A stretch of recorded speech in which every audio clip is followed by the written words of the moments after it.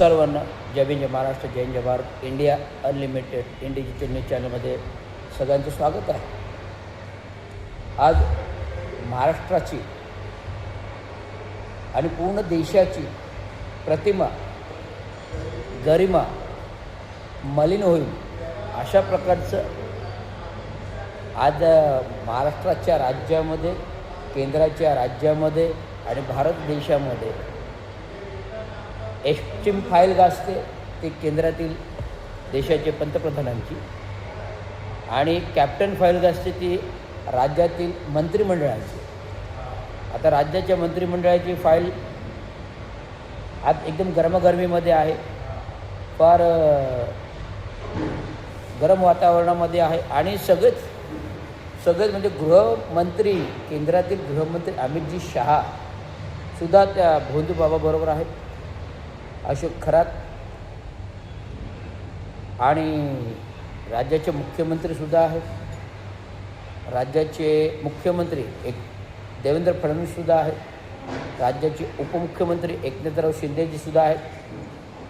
केंद्रातील खासदार कल्याण डोंबिवलीचे श्रीकांत शिंदेसुद्धा आहेत. आणि राज्याचे मला वाटतं मंत्री विखे पाटील हे सुद्धा आहेत. कॅबिनेट मिनिस्ट्री आहे.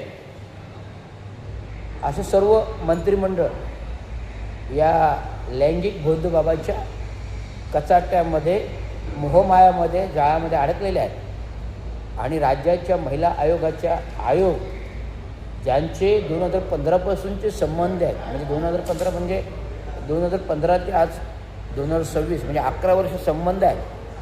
अगदी टी व्ही मीडियावर जे काही फोटो व्हायरल होतात, हातात हात गाळून, एकमेकाला घास भरवून, या सगळ्या गोष्टी धुरंधर पद्धतीने चालू आहेत. तर मला काय सांगायचं आहे, राज्यातील संपूर्ण 13.5 कोटी जनतेला महाराष्ट्रातील एक आव्हान आहे, आणि संपूर्ण 140 कोटी जनतेला आव्हान आहे. आपल्या मतदानाच्या अधिकारावर, आपल्या मताच्या अधिकारावर हे लोक निवडून येतात.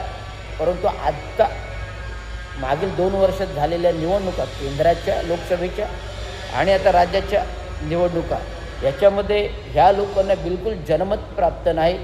जे लोकसभेमध्ये मागील 350 खासदार होते, आज 240वर आले, म्हणजे 110ने कमी.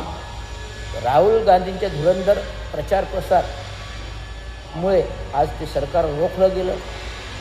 आणि देशाचे पंतप्रधानांचा कार्यकाल आपण बघतोय कशा प्रकारे चाललेला आहे. आणि राज्याच्या सरकारी मंत्रिमंडळाचा कार्यभार तर बोगसच आहे. जर EVM हॅकिंग, टक्का, मताची चोरी करून हे सरकार आलेलं आहे, आणि मताची चोरी करून आलेले सरकार आपल्या डोक्यावर बसून सरकार चालवत आहे. आणि सरकार चालवत असताना अशा भोंदूबाबाबरोबर राहून जर सरकारची परिक्रमा जादूटोणे करून होत असेल, आणि त्याचा एक जादूटोण्याचा बळी म्हणजे अजितदादा पवार यांच्या देवगिरी बंगल्याच्या समोर जादूटोणा, यांच्या बारामतीमध्ये जादूटोणा. त्यामुळे हा जो काही प्रकार आहे जादूटोणाचा, अंधश्रद्धेचा, त्याच्यामुळे एक धुरंधर असे अजित पवार उपमुख्यमंत्री हे अपघाती निधनाने आपल्याला गमावं लागलेले आहे. त्याच्यामध्ये काय ढोरे, काय बंडे काय आहेत, त्याचा ब्लॅक बॉक्स का जळाला, कसा जळाला, याचासुद्धा आता पत्ता नाही. त्याचा ब्लॅक बॉक्सचा अजून रिपोर्टच नाही आहे. त्यामुळे एक संशयास गोष्ट महाराष्ट्रामध्ये धुरंधर घडते आणि घडली आहे. 28 जानेवारीला अजित पवारांचं अपघाती निधन होतं, आणि निधनांती त्याच्यापूर्व झालेल्या महारत्नाच्या घोटाळ्याबाबत चर्चा गाजत होती. परंतु आज जे काय राजकारणामध्ये होते, ते सर्व मंत्रिमंडळ हे काय धागे गोंडेमध्ये अडकलेले आहेत, भोंदूबाबाबरोबर अडकले आहेत. सर्वांचे फोटो आलेले आहेत.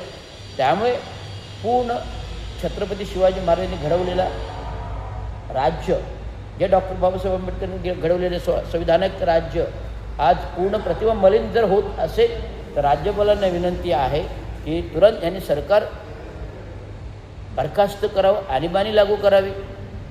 हा घटनेचा, राज्यशाहीचा अधिकार आहे, आणि त्याचा अहवाल राष्ट्रपतींना कळून तुरंत त्यांनी सरकार बरखास्त करावी, आणीबाणी लागू करावी. एवढे सांगत जय भीम, जय महाराष्ट्र, जय हिंद, जय भारत.